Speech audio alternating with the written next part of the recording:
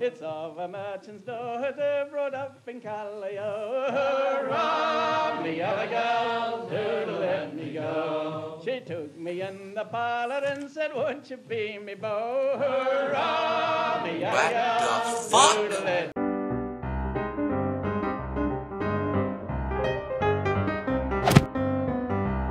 Bonjour ladies and gentlemen et nouveaux visiteurs sur la chaîne YouTube, ici Mr. Flamingo et bienvenue pour une nouvelle vidéo critique. Aujourd'hui, j'ai enfin été en mesure de regarder The Lighthouse de Robert Eggers mettant en vedette Willem Dafoe et Robert Pattinson. Ce film, je savais pas à quoi m'attendre parce que je l'ai entendu parler énormément bien. Lorsque j'ai fini de regarder le film, après ça, ma première réaction, ça a vraiment été « Wow!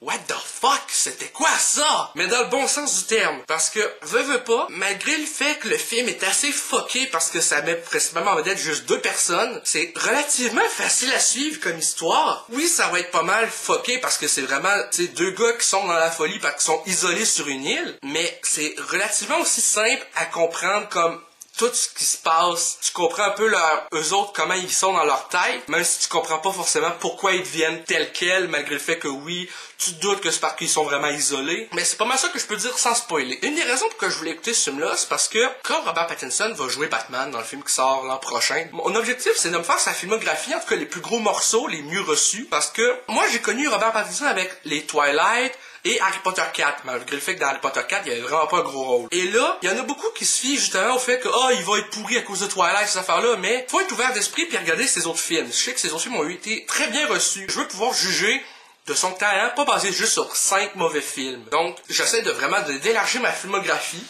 Et ce film-là m'a vraiment donné une bonne impression, honnêtement, à quoi m'attendre de son jeu d'acteur, parce que j'ai trouvé que dans ce film-ci, il mettait vraiment de son plein, il rentrait à fond dans la mentalité de son personnage.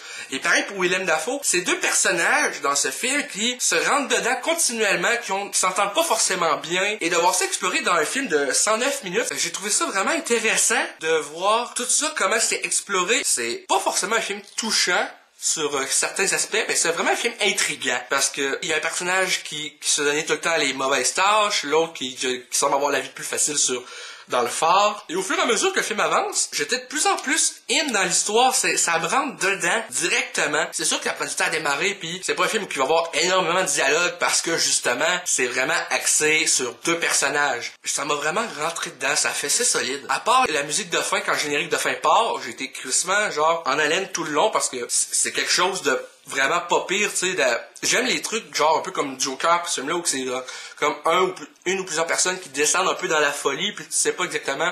Des fois tu sais pourquoi, des fois tu sais pas pourquoi. Des fois c'est genre juste, il se passe des choses dans la société, des fois c'est comment une personne est traitée. Donc vraiment, de la façon que tout ça a été amené, ça m'a vraiment intéressé puis j'ai aimé ça. Si je devais donner une note sur 10 au film, ça serait un 8, parce que vraiment j'ai aimé le film. Il y a des bouts que j'ai trouvé qui étaient un peu en longueur, mais ça c'est juste mon avis personnel. Mais à part de ça, vraiment, j'ai passé un excellent moment. J'ai été vraiment surpris parce que déjà là, l'aspect ratio du film, ça prend pas tout l'écran, c'est vraiment juste la moitié, c'est en noir et blanc. L'éclairage, j'ai trouvé ça sublime, la mise en scène, j'ai trouvé ça vraiment intéressant de voir ça explorer de cette façon-là, surtout pour un film, tu sais, qui est comme moderne, mais qui se passe dans l'ancien temps, dans les années 1800. Donc, à ce niveau-là, vraiment, bravo Robert Eggers. C'est pas mal ça pour cette vidéo critique de The Lighthouse. J'espère que ça vous a plu. Si c'est le cas, n'hésitez pas à me dire dans les commentaires, à laisser un petit like, ça fait toujours plaisir, et un abonnement à ma chaîne pour de nouvelles vidéos chaque semaine, normalement. Sur ce, c'était Mr. Flamingo, et je vous dis à bientôt.